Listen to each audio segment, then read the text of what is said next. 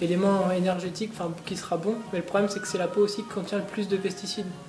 Donc après, faut voir, on fait le choix, c'est soit on mange des pesticides et en même temps on ingère les vitamines qui sont bonnes pour la santé, soit on se prive de ces vitamines mais on ne mange pas les pesticides qui sont contenus dans la peau. On en retrouvera dans tout le fruit, quoi. Il y en aura quand même dans la chair.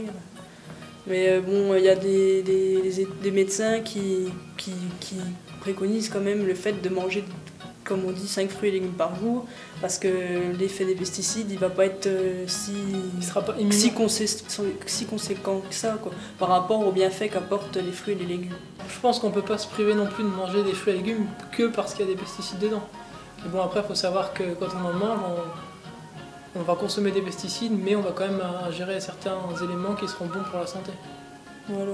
Parce que c'est comme si on s'empêchait de manger de la viande, alors que les vaches, elles reçoivent des vaccins, des choses comme ça. Elles sont aussi porteuses d'éléments qui vont être nocifs à notre santé, quoi. Mais il faut bien quand même se nourrir et ingérer des aliments qui vont être parfois, même s'ils sont parfois pas très positifs pour nous, il faut les manger quand même pour justement apporter ces autres éléments qui sont conséquents pour nous, quoi, pour notre vie.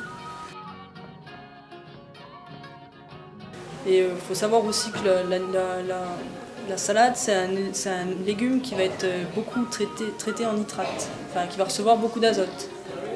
Et ça c'est pareil, c'est encore un autre élément qui avait été... Donc je ne sais pas si après si les gens ont entendu parler des études qui montrent que les nitrates ne sont pas si nocifs à la santé que ça, c'est les nitrites qui sont nocifs. Et c'est surtout chez les jeunes enfants, parce que quand ils avalent des nitrites, ils ne peuvent pas les retransformer en nitrates, donc du coup ça leur provoque une certaine maladie, c'est avec la méthémoglobine, mais ça on ne va pas rentrer dans les détails, mais en gros ça fait la maladie bleue du nourrisson. Voilà. Alors que pour les adultes c'est pas si nocif que ça. Mais bon après il y a une dose journalière qui a été affectée par tout ce qui est l'OMS, et notamment quand on consomme des salades d'hiver qui ont été produites sous serre, la dose journalière elle est largement dépassée. Le poisson est contaminé aussi parce que les pesticides ils vont entrer dans le sol et dans le sol ils vont aller directement dans tout ce qui est les eaux superficielles, tout ce qui est rivière et tout, et du coup les poissons vont se retrouver contaminés par les pesticides aussi. Voilà, ou alors par ruissellement direct. Donc, par exemple quand on a un agriculteur qui va épandre ses pesticides et qu'on va avoir une forte pluie juste après, qu'il y a des ruissellements, ça va se retrouver tout de suite dans les ruisseaux, dans les fleuves, dans les rivières, ces choses-là. Et on voit, il y a toujours les poissons, il y a la vie aquatique, et tout de suite ils vont être contaminés parce que c'est leur élément, ils vivent dedans. Par exemple du pain aussi, parce que les Français sont des grands consommateurs de pain, et on a vu justement que le pain par rapport au blé, c'était une consommation de pesticides assez importante aussi.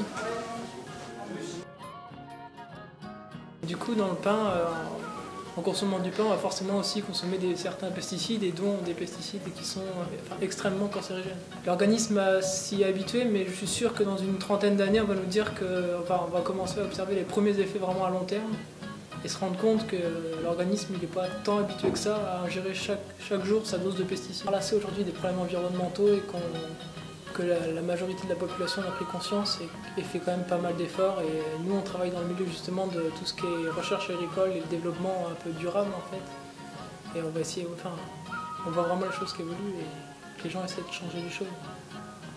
Parce qu'on pense un peu aux générations futures et on n'a pas envie de leur laisser un monde non plus invivable où on va avoir un nombre de cancers important. Donc moi je disais, pour mon plat préféré, ça serait une bonne salade avec un melon au Porto, ces choses-là. C'est assez sain au niveau équilibre, ces choses-là. Bon, au niveau des pesticides, après, tout est relatif. Pour soi, le poisson serait plus du panga ou de la sole.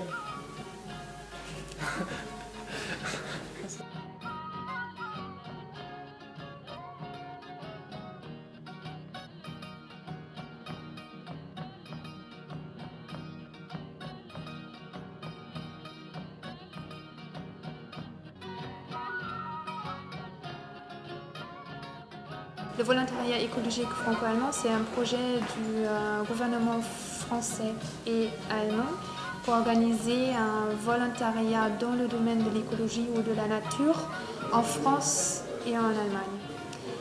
Ce volontariat écologique est pour les jeunes entre 18 et 25 ans. Normalement, il dure 12 mois. Ça peut être aussi 6 mois. Ça concerne beaucoup de domaines dans la nature, dans la protection de l'environnement.